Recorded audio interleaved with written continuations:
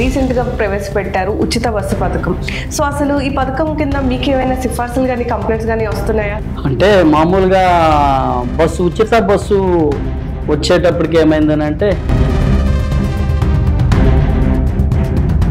పవన్ కళ్యాణ్ గారు కేవలం కుర్చీకి మాత్రమే పరిమితం అయిపోయారు అని వస్తున్నటువంటి విమర్శల మీద మీ సమాధానం?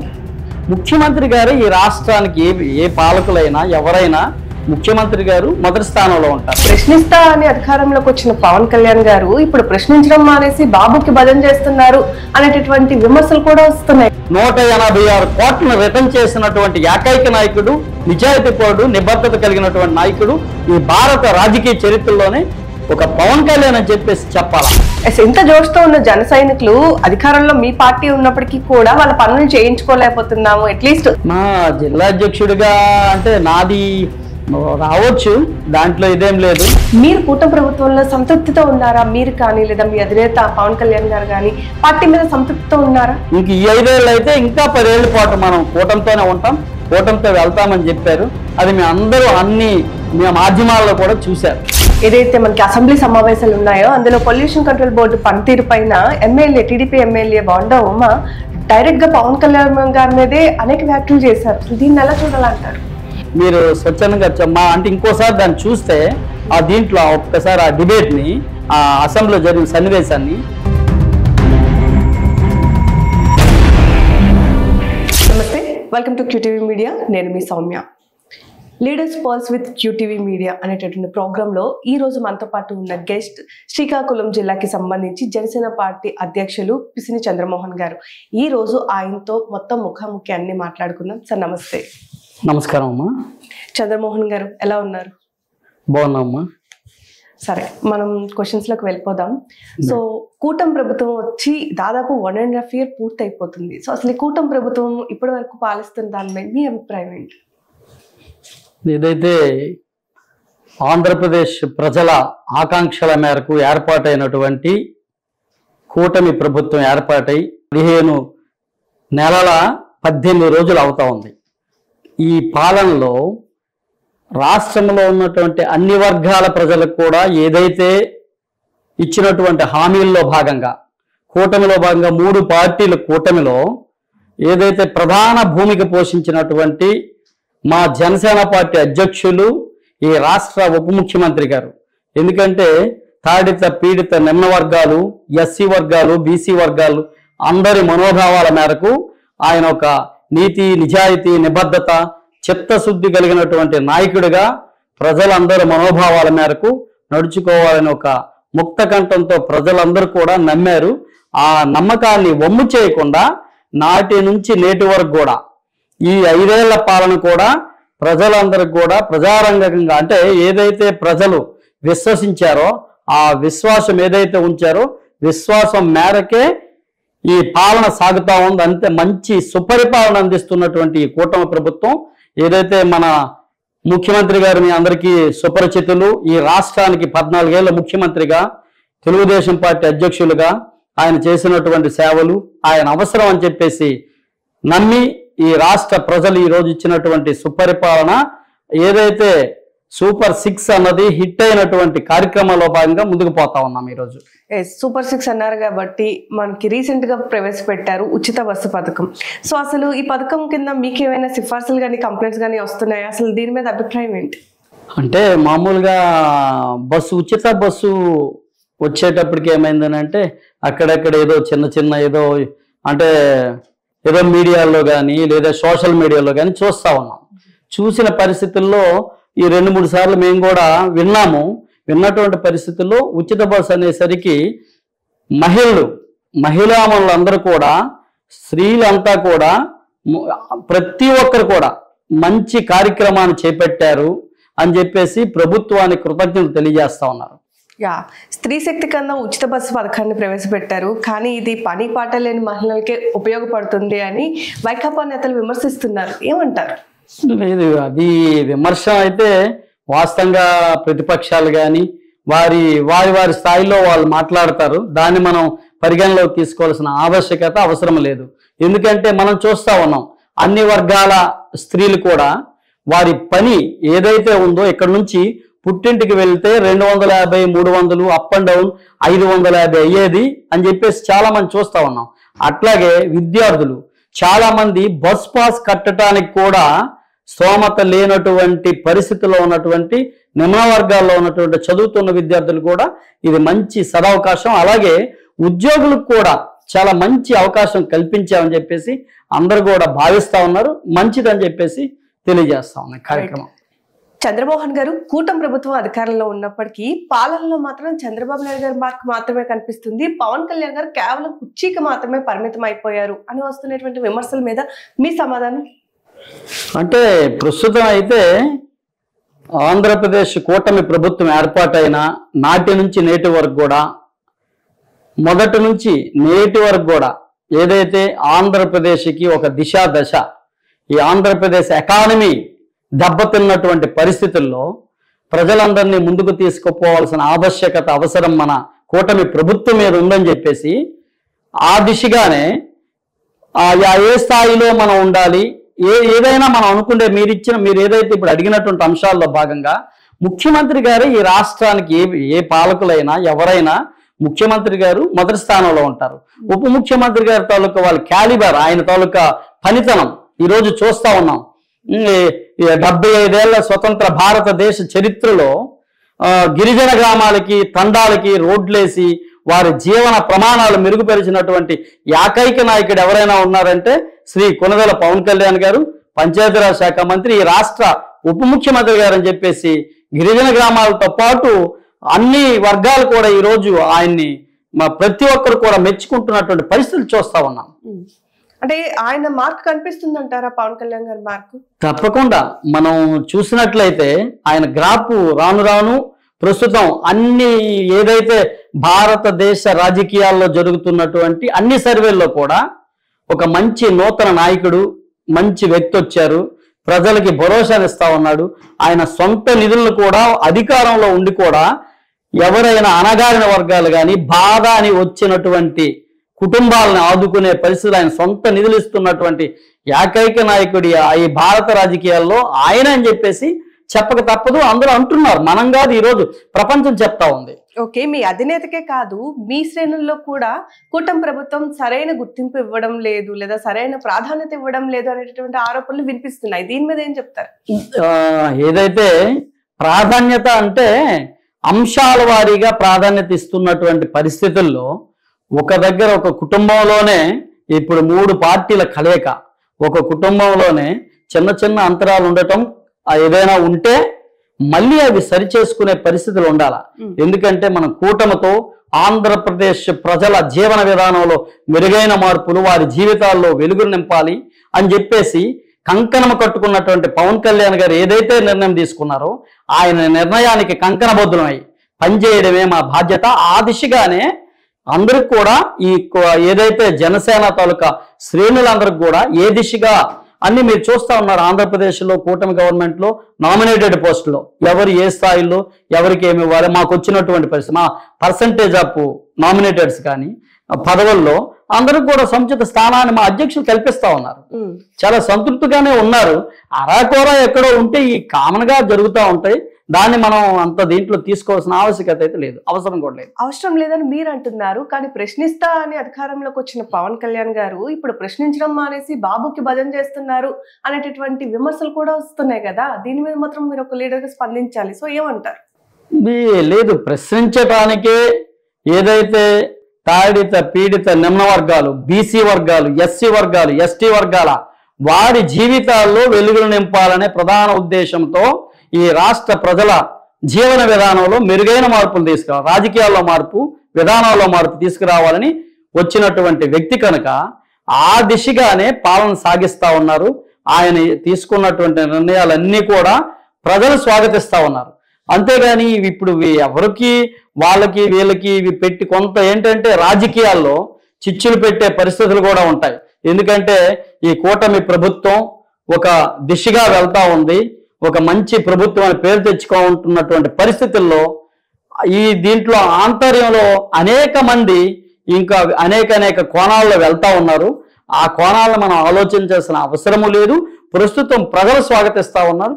ప్రజలు హర్షిస్తా ఉన్నారని చెప్పేసి మాత్రం తెలియజేస్తా ఉన్నాం. రైట్.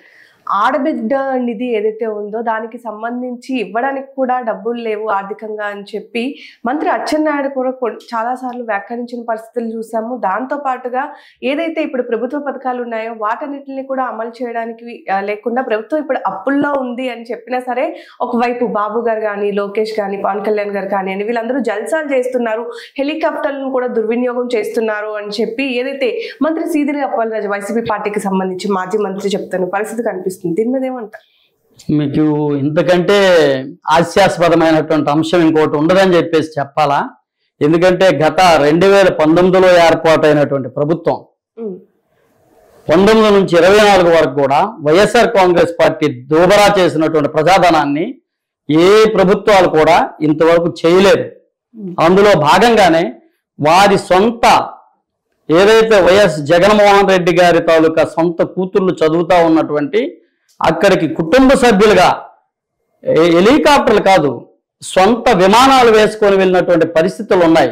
అట్లానే ఈ అన్ని అంశాల్లో కూడా ప్రజాధనాన్ని దుర్వినియోగం చేసినటువంటి పాలకుడు కానీ ముఖ్యమంత్రిగా చేసినటువంటి వ్యక్తి ఎవరైనా ఉన్నారంటే వైఎస్ఆర్ కాంగ్రెస్ పార్టీ అధినేత మాజీ ముఖ్యమంత్రి జగన్మోహన్ రెడ్డి అని చెప్పేసి ప్రజలు నమ్మారే కనుకే ఆ నమ్మకాన్ని వారు ప్రజలు ఏ విధంగా ముందుకు పోవాలి అని చెప్పేసి ఆ నమ్మకాన్ని వమ్ము చేశాడు జగన్మోహన్ రెడ్డి అని చెప్పేసి అందుకే 151 ఉన్న స్థానాల్ని 11 స్థానాలకి దిగిపోయే పరిస్థితి తీసుకొచ్చారు ప్రజలు.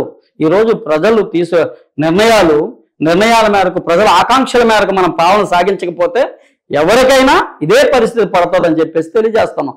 అందుకనే ఏదైతే వైఎస్ఆర్ కాంగ్రెస్ పార్టీని కాదని కూటమి ప్రభుత్వాన్ని నమ్మి కూటమి ప్రభుత్వం రావాలని చెప్పేసి ప్రజల ఆకాంక్షల మేరకు తెచ్చుకున్నటువంటి ప్రభుత్వంగా ప్రతి ఒక్క ప్రజలను కూడా సంతృప్తి పరుస్తున్నటువంటి ప్రభుత్వం కూటమి ప్రభుత్వం. రైట్. కూటమి ప్రభుత్వం అందరినీ సంతృప్తి పరుస్తుంది అంటున్నారు. కానీ కూటమి ప్రభుత్వం అధికారంలోనికి రావడానికి పవన్ కళ్యాణ్ గారు కానీ లేదా వాళ్ళ యొక్క శ్రేణులు కానీ చాలా వరకు కష్టపడ్డారు. కానీ అధికారంలోకి వచ్చిన తర్వాత అటు పవన్ కళ్యాణ్ గారికి కానీ లేదా జనసేనకు కానీ తగిన ప్రాధాన్యత ఇవ్వడం లేదు అని చాలా మంది జన సైనికులు బాధపడుతున్న పరిస్థితులు మనకి బయట కనిపిస్తున్నాయి. సో ఒక జిల్లా పార్టీ అధ్యక్షులుగా మీరు దీని మీద ఏం చెప్తారు? మీ శ్రేణులకి ఏం చెప్తారు?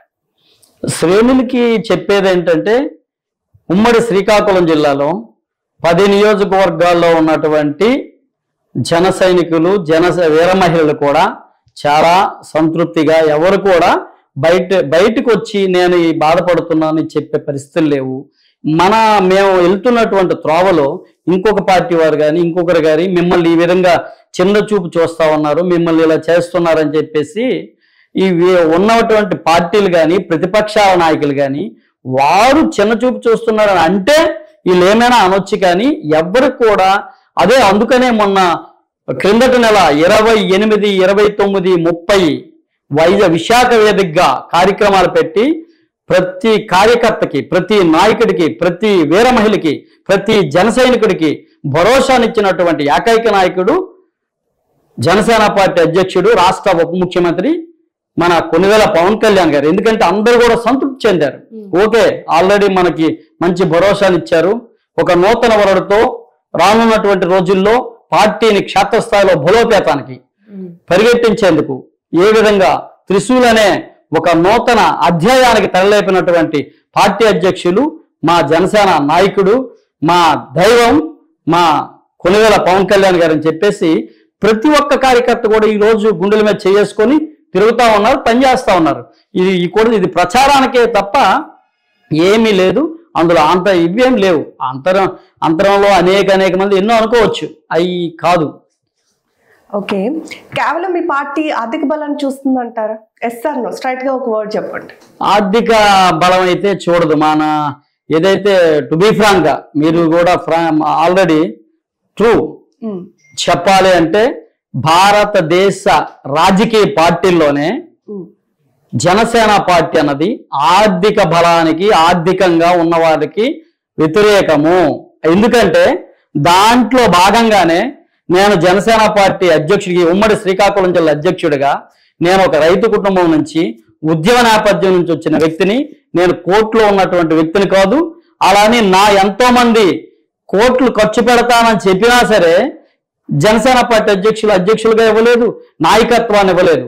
ఏదైతే నాయకత్వ లక్షణాలు ప్రజాస్వామ్యం నడిపించే పద్ధతిలో పార్టీ ప్రజాస్వామ్యబద్ధంగా నడిపించినటువంటి వ్యక్తి కావాలి, మంచి గుణగణాలు కావాలి, మంచి ఏదైతే ప్రజలకు మమేకమై ప్రజలతో నడుస్తున్నటువంటి వ్యక్తిని తీసుకొచ్చి వారికి అనుభవం లేకపోయినా రాజకీయాన్ని నేర్పించి ప్రజలతో మమేకమై ప్రజలకు మన తాలూకా ఏదైతే పార్టీ భావజాలం ఉందో భావజాలాన్ని తీసుకువెళ్ళి ప్రజలతో మమేకమై పనిచేసే వ్యక్తి కావాలంటారు తప్ప డబ్బులకు కానీ ఇది మనీ ఉన్న వ్యక్తులను అయితే ఎక్కువగా చూసే పరిస్థితులు ఉండవు. దానికి మచ్చుతొనక మొన్న జరిగినటువంటి 2024 సార్వత్రిక ఎన్నికల్లోనే అనేక మంది రాష్ట్రంలో ఆయనకు చెక్కులు 2 కోట్లు 3 కోట్లు 4 కోట్లు ఆల్రెడీ ఏదైతే ఎన్నికల టైంలోనే ఇస్తే, అంటే పార్టీ ఫండ్గా ఇచ్చిన ఒక ఉదారతతో ఏ ఫండ్ కూడా ఇప్పుడు తీసుకోవట్లేదు, మీరు టిక్కెట్ కోసం వచ్చి ఈ విధంగా వచ్చి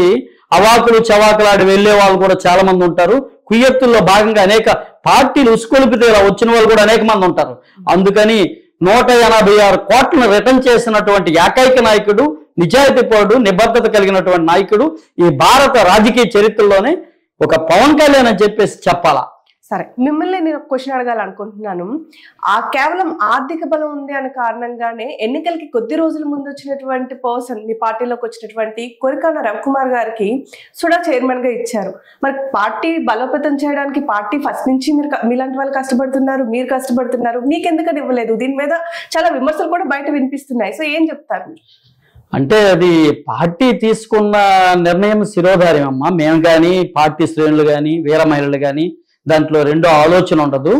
అయితే ఆయనకు కూడా ఇప్పుడు ఏదైతే నా దగ్గర మనీ లేకపోయినా ఒక పదవి మంచి ఒక ఉన్నతమైనటువంటి పదవినిచ్చి ఒక జిల్లాకి ఉమ్మడి జిల్లాకి అధ్యక్షులుగా రాష్ట్ర కార్యదర్శిగా ఇచ్చినటువంటి నాయకుడు, అలాగే డబ్బులు ఉన్నాయని కాదు ఆయనలో ఉన్నటువంటి ఏదైతే ఆయనలో మానవతావాదం కానీ ఆయనలో ఉన్నటువంటి ఏదైతే కురికాన రవికుమార్ అన్నారు సుడా చైర్మన్ ఇచ్చారు, అనేక మంది అనేక విధంగా అనుకోవచ్చు. కానీ పార్టీ చూసినటువంటి ఆయనలో ఉన్న శైలి ఏంటన్నది పార్టీకి ఆయనకి తెలుస్తుంది తప్ప ఇంకొకరికి తెలియదు. ఎందుకంటే పార్టీ ఆయనలో తీసుకున్నటువంటి ఆయన ఇప్పుడు ప్రజలకు ఆయన ఒక స్వచ్ఛంద సంస్థ ద్వారా ఆయన ఉన్నటువంటి పారిశ్రామికవేత్తగా కొరికాన ఫౌండేషన్ ద్వారా మంచినీళ్ళను కానీ అనేక సేవా కార్యక్రమాలు చేస్తూ ఉన్నారు.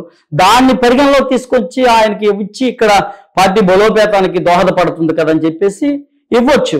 రైట్, మేము అలాగే అనుకుందాము. కానీ అదే కురికాన రవికుమార్ గారు ఇప్పుడు జన సైనికులకి ప్రాధాన్యత ఇవ్వట్లేదు, కేవలం వాళ్ళ పనులను కూడా పట్టించుకోవట్లేదని ఒకవైపు విమర్శలు కూడా వస్తున్నాయి కదా. అసలు ఆయన జన సైనికుల్లాగే వ్యవహరించడం లేదు అనేటటువంటి చాలా మంది వాదన. మీరేం చెప్తారు జిల్లా అధ్యక్షులుగా?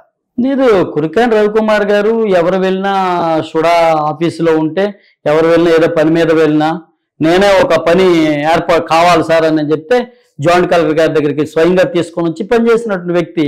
అలాగే అన్ని పనులు అందరికీ అవ్వకపోవచ్చు. ఎందుకంటే మీరు చెప్పినట్టే కూటమి ప్రభుత్వంలో ఏదో ఒక నియోజకవర్గంలో ఆ ఎమ్మెల్యే గారి తాలూకా అక్కడ నియోజకవర్గ శాసనసభ్యులు అక్కడ ఎంపీ గారి తాలూకా ప్రమేయం లేకుండా పని జరిగే పరిస్థితులు లేకపోవచ్చు.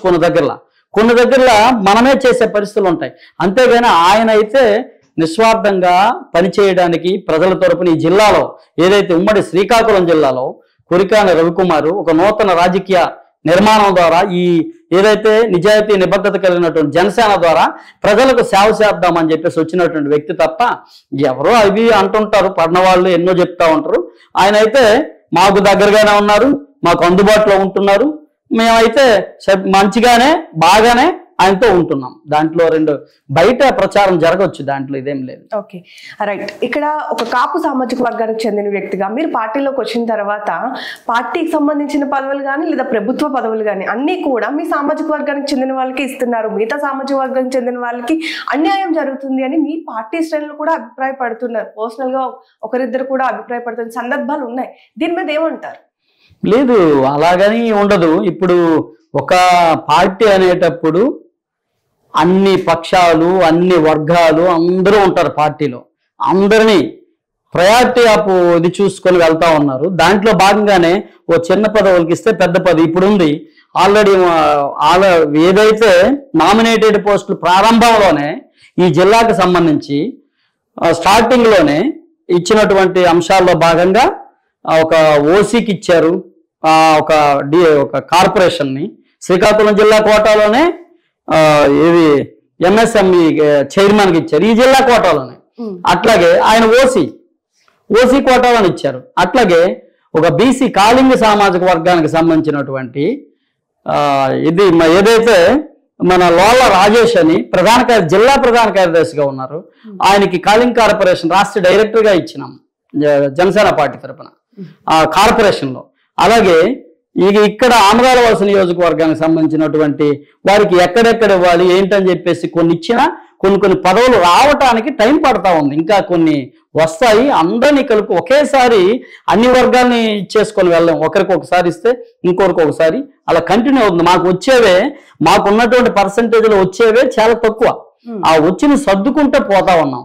అలా అని నేను తీసుకోలేదు. ఈరోజు ఒక జిల్లా అధ్యక్షుడిగా ఉన్నా నాకేం ఇవ్వలేదు కదా. అలాగని పార్టీ నిబద్ధతతో పార్టీ నాకు నమ్మినటువంటి నమ్మకాన్ని వంపు చేయకుండా ఆయన ఇచ్చినటువంటి ఏదైతే జిల్లా అధ్యక్షుల పదవి రాష్ట్ర కార్యదర్శి ఉందో పార్టీకి లాయల్గా పనిచేస్తున్నా తప్ప ఇంకా ఇదేదైతే నామినేటెడ్ పోస్టులు ఏది ఇవ్వకపోయినా చిత్తశుద్ధితో ఆయన ఇచ్చినటువంటి ఏదైతే నాకు ఇచ్చినటువంటి దిశ దశ కలిగినటువంటి నాకు ఆదేశాలు ఇచ్చారో ఆదేశాల మేరకు పనిచేస్తా ఉన్నాం. ఈ దిశగా ఇది ప్రతిపక్షాల సమన్వయం జరుగుతుంది పార్టీలో అంటారు. అందరికీ జరుగుతుంది.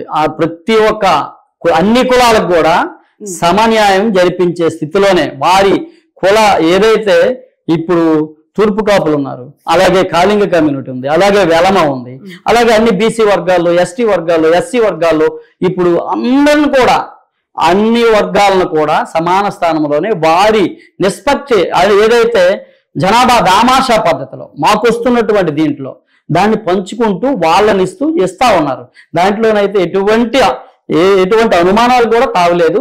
ఇది బయట ప్రచారం ప్రతిపక్షాలు చేస్తూ ఉంటాయి. కామన్ వాళ్ళ తాలూకా పని అదే కదా. ప్రతిపక్షాలు ఏం చేస్తారు? ప్రతిపక్షాలు మమ్మల్ని విమర్శిస్తే కదా ప్రతిపక్షాలు. మా పార్టీలో ఫుల్ ఆల్రెడీ మొదటి నుంచి కూడా ఏదైతే ఏ జోష్తో ఉన్నారో అదే జోష్తో పవన్ కళ్యాణ్ గారు ఏది పిలుపునిస్తే ఆ పిలుపును అందుకొని పనిచేయడానికి సిద్ధంగా ఉన్నారు తప్ప ఇందులో అంతకంటే ఇంకెవరికి కూడా ఎటువంటివి కూడా పొరపచ్చలు కానీ ఇవి అరాకొరా ఉన్నా సరే సర్ది చెప్పుకొని వెళ్ళిపోతాం తప్ప అంతకంటే ఏం లేదు. ఎంత జోష్తో ఉన్న జన సైనికులు అధికారంలో మీ పార్టీ ఉన్నప్పటికీ కూడా వాళ్ళ పనులు చేయించుకోలేకపోతున్నాము, అట్లీస్ట్ జిల్లా అధ్యక్షులుగా మీరు కూడా అందులో ఫెయిల్ అవుతున్నారు, మీ పనులు కూడా కావట్లేదు అని విమర్శలు వస్తున్నాయి మీ మీద కూడా. అసలు ఏం చెప్తారండి? మా జిల్లా అధ్యక్షుడిగా అంటే నాది రావచ్చు, దాంట్లో ఇదేం లేదు. నాకైతే అసంతృప్తి కానీ ఇదేం లేదు. ఏదో ఒక్కొక్క దగ్గర ఏదైనా జరిగిందనుకోండి దాన్ని మళ్ళీ పునరావృతం కాకుండా దాన్ని మలుచుకొని ముందుకు వెళ్ళాలా. మానవ సహజం ఇదంతా అంటూ ఉంటారు. ప్రతిపక్షాల తాలూకా పనే అది. ఏంటంటే నేను ఒక జిల్లా అధ్యక్షుడిగా ఈ జిల్లా సమగ్రమైనటువంటి 10 నియోజకవర్గాల్లో ఏదైతే అన్ని గ్రామ పంచాయతీల్లో కానీ ప్రతి ఒక్క హ్యామ్లెట్ విలేజ్ లో కూడా ప్రతి ఒక్కరితో సుపరిచితం కలిగినటువంటి వ్యక్తిని ఉత్తరాంధ్రలో ఆ వ్యక్తిగా నా మీద అనేక మంది అనొచ్చు. కానీ నేనైతే నిబద్ధతగా 24/7 జిల్లా కార్యాలయాన్ని ఏదైతే నాకు జిల్లా అధ్యక్షులు ఇచ్చిన తర్వాత 24/7 ఉంటే బయట మీటింగుల్లో ఉంటాము, లేకపోతే జిల్లా పార్టీ కార్యాలయంలో ఉంటాను, అందుబాటులో ఉంటాను. అంటే కూటమి ప్రభుత్వంలో మీ పనులను కూడా మీరు చేయించుకోలేకపోతున్నారు. ఓకే అర్థమవుతుందమ్మా, అర్థమవుతుంది. కూటమి ప్రభుత్వంలో నా పనులు అని అంటే నాకు సొంతగా ఏ పనులు ఉండవు. వాస్తవంగా నాకు ఉన్నటువంటి పరిధిలో నాకు ఉన్నటువంటి దీంట్లో నేను చాలా సంతృప్తిగానే నాకు ఏ పనులు ఉండవు. నా దగ్గరకు వచ్చినటువంటి ఏదైతే మా జనవాణికి వచ్చినటువంటి కార్యక్రమాలను కూడా మేము సంబంధిత జిల్లా కలెక్టర్ దృష్టికి కానీ జాయింట్ కలెక్టర్ కానీ ఆర్డీఓ కానీ డిఆర్ఓ కానీ సంబంధిత అధికారుల వద్దకు తీసుకొని పోయి ప్రైవేట్ వాళ్ళైతే వాళ్ళ దగ్గరికి తీసుకొని పోయి మేము ఆల్రెడీ సమస్య పరిష్కారాన్ని చూస్తా ఉన్నాం. అలాగే గవర్నమెంట్ ద్వారా అంటే ఏదైతే టైం బాండింగ్ ఉండదు. ఈ రోజు ఈ టైం అవ్వాలి అని అంటే అవ్వదు.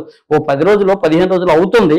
అందులో చిన్న అసంతృప్తి ఉండొచ్చు కొందరికి, మా పని అవ్వలేదు అని చెప్పొచ్చు. ఇది కూడా 100% అందరం చేసేస్తామని చెప్పుకుంటే మాత్రం అందులో అంతకంటే ఇంకేం లేదు. కానీ మేమైతే మాత్రం ప్రతి ఒక్కరి తరపున ఎక్కడ ఎవరికి ఏ పని ఉన్నా సరే నిరంతరం అందుబాటులో ఉండి వాళ్ళు తీసుకొని వెళ్ళి చేస్తా ఉన్నాం.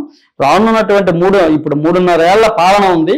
రానున్నటువంటి రోజుల్లో ప్రతి ఒక్కరికి న్యాయం జరుగుతుంది. రానున్నటువంటి ముఖ్యంగా స్థానిక సంస్థల ఎన్నికలకి నగరాన మోగిస్తా ఉన్నాం. దాంట్లో భాగంగానే జనవరి నుంచి 2025 జనవరి నుంచి స్థానిక సంస్థల ఎన్నికల్లో మా పరిధిలో మాకు ఎవరైతే గతంలో పోటీ చేశారు, ఇప్పుడు పోటీ చేసిన వాళ్ళు కానీ ఎవరైతే ముందుకొచ్చి పోటీ చేస్తారో ఏంటని చెప్పేసి వాళ్ళ తాలూకా క్యాలిబర్ని, వాళ్ళ తాలూకా రాజకీయ నిష్పత్తిని దీని ప్రకారం పరిగణలో తీసుకొని సీట్లు ఇచ్చి వాళ్ళని ఎంపీటీసీలుగా, సర్పంచులుగా, జడ్పీటీసీలుగా, ప్రజాప్రతినిధులుగా తీర్చిదిద్దడానికి మా పార్టీ అధ్యక్షులు సిద్ధంగా ఉన్నారు. అంటే ఏంటండి, అంటే ఇప్పుడు రాబోయే స్థానిక సంస్థల ఎన్నికల్లో మీ పార్టీకి సంబంధించిన అభ్యర్థులు నేరుగా పార్టిసిపేట్ చేస్తారా, లేదా కూటమి ప్రభుత్వం నిలబెట్టినటువంటి వ్యక్తికి మద్దతు తెలియజేస్తారా? లేదమ్మా, నేరుగానే వెళ్లే పరిస్థితులు ఉండవు. ఎందుకంటే ఇది కూటమి ప్రభుత్వం. ఎలాగైతే ఇప్పుడు అసెంబ్లీ ఎన్నికలు 2024లో జరిగినాయో అలాగే అంతకంటే కొద్ది మెరుగైనటువంటి సీట్లు పొందటానికి ఏదైతే గ్రామీణ ప్రాంతంలో మాకు మంచి పట్టున్నటువంటి, ఎక్కడైతే పట్టుంది, ఏ గ్రామాల్లో ఎవరెవరు ఉన్నారు, నాయకుడిగా మంచి నాయకత్వ లక్షణాలు కలిగిన వాడు, తొలి గతంలో పోటీ చేసి తక్కువ ఓడిపోయినటువంటి వ్యక్తులు, అట్లాంటి వాళ్ళు అనేక మంది ఉన్నారు. వాళ్ళకి అలాగే పార్టీ ఏంటంటే ఇప్పుడు ఎంపీటీసీ, జడ్పీటీసీ ఉన్నాయనుకుంటే పార్టీ తాలూకా బీఫామ్స్ ఇవ్వడం జరుగుతుంది. ఆ బీఫామ్స్ అన్నది టీడీపీ ఇచ్చే దగ్గర మాకు ఉండదు, మాకు ఇచ్చే దగ్గర వాళ్ళకు ఉండదు, బీజేపీ ఇచ్చే దగ్గర మాకు, ఇద్దరికీ ఉండదు. ఈ దిశగానే పంచుకుంటూ వెళ్తాం తప్ప వేరువేరుగా పోటీ చేసే పరిస్థితులు అయితే ఉండవు. అలాగే ఎక్కడో ఒక్కొక్క దగ్గర ఇలాంటివి జరిగితే అది పార్టీ నిర్ణయం మేరకు పార్టీ ఏం తీసుకున్నా చర్యలు తీసుకుంటది. దాంట్లో రెండో ఆలోచన ఉండదు. ఎందుకంటే పార్టీ గైడ్ లైన్లోనే ఇప్పుడు, ఎందుకంటే కూటమి ప్రభుత్వంలో పార్టీ అధ్యక్షుల వారి ఆదేశాలే శిరోధార్యం తప్ప ఏ ఒక్కరు కూడా సింగిల్ గా నేను జనసేన, నేను పోటీ చేస్తాను అనడానికి లేదు. మీ హక్కు అయితే పోటీ చేయడానికి ఉంది. మీ హక్కును పార్టీకి తెలియజేస్తే పార్టీ నీ యొక్క నాయకత్వ లక్షణాలు, నీ తాలూకా ప్రమేయం, నీకు అక్కడ ఉన్నటువంటి పరిస్థితులు, ప్రభావం, వాళ్ళకి మనకి ఉన్నటువంటి సయోధ్య మీద ఎక్కడ పోటీ చేయాలి, ఏంటి చేయాలి పార్టీ మనకి ఆదేశిస్తుంది. ఆదేశాల మేరకే వెళ్తాం తప్ప అంతకంటే డీవియేషన్ ఉండదని చెప్పేసి తెలియజేస్తాం. రైట్. సో కూటమి ప్రభుత్వం అనేసరికి కీలక పాత్ర జనసేనదని ప్రతి ఒక్కరికి తెలుసు. సో మీరు చెప్పండి, ఒక జైన సైనికులుగా లేదా ఒక పార్టీకి సంబంధించిన జిల్లా అధ్యక్షులుగా మీరు కూటమి ప్రభుత్వంలో సంతృప్తితో ఉన్నారా? మీరు కానీ లేదా మీ అధినేత పవన్ కళ్యాణ్ గారు కానీ పార్టీ మీద సంతృప్తితో ఉన్నారా? అంటే ఎన్నికల ముందు చాలా అనుకుని ఉండొచ్చు, బట్ అధికారంలోకి వచ్చిన తర్వాత పరిస్థితులు వేరుగా ఉంటాయి. సో ప్రస్తుతం ఎట్ ప్రెసెంట్ ఎలా ఉంది, మీకు సంతృప్తిగా ఉన్నారా? చాలా చాలా సంతృప్తిగా ఉన్నారు. కనుకే ప్రస్తుతం మీరు చూశారు, ఏడాది సుపరిపాలన స్టార్ట్ అయ్యి ఏడాది అయిన సందర్భంగా మా జనసేన పార్టీ అధ్యక్షులు, రాష్ట్ర ఉప ముఖ్యమంత్రి గారు మాట్లాడినటువంటి అంశాల్లో భాగంగా మనం ఈ ఆంధ్రప్రదేశ్ ప్రజల జీవితాల్లో మెరుగైనటువంటి జీవనాన్ని ఇవ్వటానికి, వారి జీవితాల్లో వెలుగులు నింపడానికి మనం మరో 15 ఏళ్ళు కూటమితో వెళ్తేనే ప్రజల ఏదైతే ఎకానమీని విచ్ఛిన్నం చేసినట్టు వైఎస్ఆర్ కాంగ్రెస్ పార్టీ పాలనలో మనం మళ్ళీ దారిలో పెట్టి ప్రజలకు అన్ని వర్గాలని సంతృప్తి పరచగలము, ఆ దిశగానే వెళ్తాము అని చెప్పేసి అరాకో చాలా సుస్పష్టంగా స్పష్టం చేశారు. ఇంకో 10 ఏళ్ల పాటు మొన్న కూడా చెప్పారు, ఇంక ఈ 5 ఏళ్ళు అయితే ఇంకా 10 ఏళ్ల పాటు మనం కూటమితోనే ఉంటాం, కూటమితో వెళ్తామని చెప్పారు. అది మీ అందరూ అన్ని మాధ్యమాల్లో కూడా చూశారు. రైట్ సార్, నిన్న జరిగినటువంటి ఏదైతే మనకి అసెంబ్లీ సమావేశాలు ఉన్నాయో అందులో పొల్యూషన్ కంట్రోల్ బోర్డు పనితీరు పైన MLA, TDP MLA bonda Uma direct గా పవన్ కళ్యాణ్ గారి మీదే అనేక వ్యాఖ్యలు చేశారు. దీన్ని ఎలా చూడాలంటారు? అంటే ప్రస్తుతం అసెంబ్లీ కానీ పార్లమెంట్ సెషన్స్ అయ్యేటప్పుడు ఏదైతే ఎమ్మెల్యేకి కానీ ఎంపీకి కానీ వారి హక్కులు వారికి ఉంటాయి. వారు ఈ విధంగా పొల్యూషన్ కంట్రోల్ బోర్డు అధికారులు స్పందించట్లేదు అన్నారు. అందులో పవన్ కళ్యాణ్ గారిని అనలేదు. మీరు స్వచ్ఛందంగా అంటే ఇంకోసారి దాన్ని చూస్తే దీంట్లో ఒక్కసారి ఆ డిబేట్ ని, ఆ అసెంబ్లీలో జరిగిన సన్నివేశాన్ని, అధికారులు అక్కడ స్పందించట్లేదు, మేము ఫోన్లు చేసినా ఇక్కడ ఈ పొల్యూషన్ సంబంధించి ఈ విషయాలు ఇలా ఉన్నాయి అని చెప్పేసి ఒక శాసనసభ్యుడిగా నేను చెప్తేనే అక్కడ జవాబుదారితనం చేసేవాళ్ళు లేరు అని చెప్పేసి ఆయన ఆవేదన వ్యక్తపరిచారు. దానికి ఉప ముఖ్యమంత్రి గారు ఆల్రెడీ తెలియజేస్తూ సమాధానం ఇస్తూ చెప్పారు. మీరు చూస్తుంటారు, అందరూ మాధ్యమాలు చూశారు. ఏదైతే ఇప్పుడు కాదు, గత ప్రభుత్వాల నుంచి సఫిషియెంట్ గా అక్కడ ఏదైతే పొల్యూషన్ కంట్రోల్ బోర్డులో కావలసినటువంటి మెన్ కానీ ఉమెన్ కానీ లేరు, వాళ్ళందరిని కూడా పూరించే పరిస్థితుల్లో ఇప్పుడు ప్రస్తుత ప్రభుత్వం కార్యాచరణ సిద్ధం చేస్తా ఉన్నాం. ఆ దిశగానే రేపు అందరిని కూడా ఏదైతే ఎంతమంది అక్కడ వెయ్యాలి ఏంటి పొల్యూషన్ కంట్రోల్ బోర్డులో పూర్తిగా ఉన్ననాడు దాన్ని పరిపుష్టిగా మొత్తం అందరిని కూడా బలోపేతం చేసి ముందుకు తీసుకుని పోయి రానున్న రోజుల్లో పొల్యూషన్ ని మనం నివారించాల్సిన బాధ్యత మన పౌరుడిగా, భారత పౌరుడిగా మన అందరి మీద ఉందని చెప్పేసి ఆయన అన్నారు. ఒక్కరికే కాకుండా. రైట్. నీళ్లు తోడుకోవడానికి లక్షలు ఖర్చు పెట్టాల్సి వస్తుంది రాజధానిలో అమరావతిలో. సో దాని మీద మాట్లాడకుండా ఋషికొండ ప్యాలెస్ లో పెచ్చులు ఊడిపోతున్నాయని మాట్లాడే రైట్ పవన్ కళ్యాణ్ గారికి లేదు అని చాలా మంది వ్యాఖ్యానిస్తున్నారు. అంటే అసలు ఎలా చూడాలంటారు వీటిని? పవన్ కళ్యాణ్ గారు ఎందుకు అమరావతి మీద ప్రశ్నించడం లేదు అని సూటుగా అడుగుతున్నారు. ఏం చెప్తారు? అది అమరావతి మీద ప్రశ్నించడం కాదండి. ఇదేంటంటే ఇది ప్రతిపక్షాలు నాడు అధికార పక్షంగా ఉన్నప్పుడు వాళ్ళ ధోరణి 2019 నుంచి 24 వరకు, 14 నుంచి 19 వరకు తొలి గత గవర్నమెంట్ కానీ 24 నుంచి 24 వరకు, 24 నుంచి ఇప్పటి వరకు ఉన్నటువంటి పరిస్థితుల్లో ఇప్పుడున్నటువంటి కూటమి ప్రభుత్వం ఏదైతే కూటమి ప్రభుత్వంలో ప్రధాన భూమిక పోషించినటువంటి ఉప ముఖ్యమంత్రి గారు వారు ఏ స్థాయిలో ఉండాలో ఆ స్థాయిలోనే, ఎందుకంటే ఆ పార్ట్ ఆఫ్ ది గవర్నమెంట్ లో బాధ్యత వహించే, అందుకే రైతులను మనం ఆదుకోవాల్సిన పరిస్థితి ఉంది.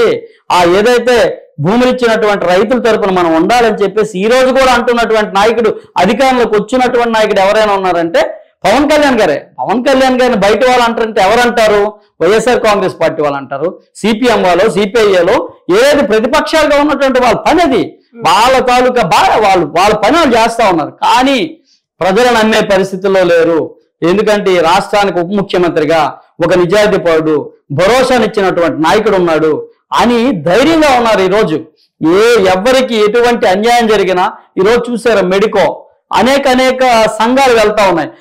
అక్కడికక్కడే పరిష్కారం ఇచ్చినటువంటి నాయకుడు ఎవరైనా ఉన్నారంటే ఎప్పటి నుంచో వైఎస్ఆర్ కాంగ్రెస్ పార్టీ ప్రభుత్వం ఉన్నప్పుడు వారికి జీతాలు రాకపోతే, నాటి నుంచి నేటి వరకు రాకపోతే, ఏదైతే మెడికల్లో పనిచేస్తున్నటువంటి చాలా సాధారణమైన ఉద్యోగులు వాళ్ళని వెంటనే ఆఫీస్కి వాళ్ళే వస్తే మాట్లాడి 3 రోజుల్లో వాళ్ళ జీతాలు మొత్తం ఏదైతే పెండింగ్ ఉందో పెండింగ్ అంతా కూడా సరిచేసినటువంటి నాయకుడు, దొమ్మన నాయకుడు, జనసేన పార్టీ అధ్యక్షులు, ఈ రాష్ట్ర ఉప ముఖ్యమంత్రి గారు అని చెప్పేసి ఉద్యోగులు అంటా ఉన్నారు.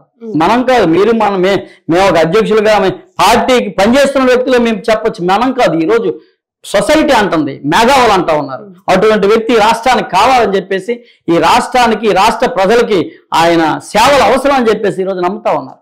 Okay. So leaders pulse with QTV మీడియాలో మీకు లాస్ట్గా ఒక క్వశ్చన్ అడుగుతాను. పార్టీ అధికారంలోకి వచ్చిన నామినేటెడ్ పదవులు లేవు, ఒకవైపు సరైన స్థాయిలో జన సైనికులకు గుర్తింపు లేదు అని చాలా మంది జన సైనికులు పార్టీ మీదే నిరాశతో ఉన్నారు. ఫ్యూచర్లో జెండాను మోసేందుకు కూడా జన సైనికులు మిగలరేమో అనేటటువంటి వార్తలు కూడా వస్తున్నాయి.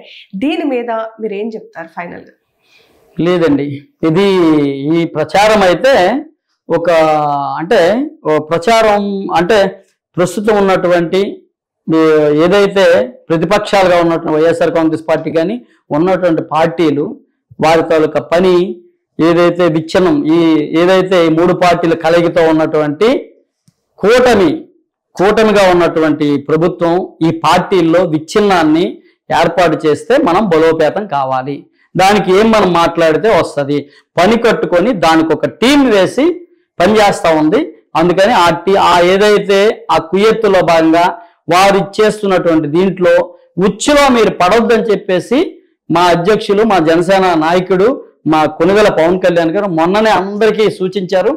ఆ దిశగానే ఎవరికి కూడా సంతృప్తి అయితే ఇప్పుడు ప్రస్తుతం జనాలు సంతృప్తిగా కావాలి, మనకి సంతృప్తి కాదు, మనకి పదవులు కాదు, ప్రజలను సంతృప్తి పరచడానికి మనకి ఏదైతే వారి తాలూకు ఆకాంక్షల మేరకు, వాళ్ళ ఆశయాల మేరకు ప్రజలు మనకి ఇచ్చినటువంటి మ్యాండేట్ ఏదైతే ఉందో మ్యాండేట్ ప్రకారం మనం ప్రజలకి భరోసాగా నిలవాలి తప్ప మనకి పదవులు వచ్చాయా రాలేదా అని చెప్పేసి ఏనాడో ఆలోచన చేయకండి.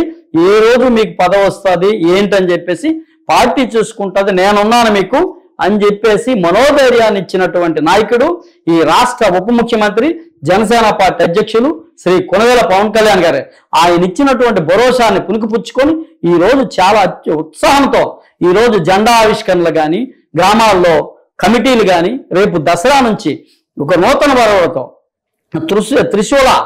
త్రిశూల అనే ఒక నూతన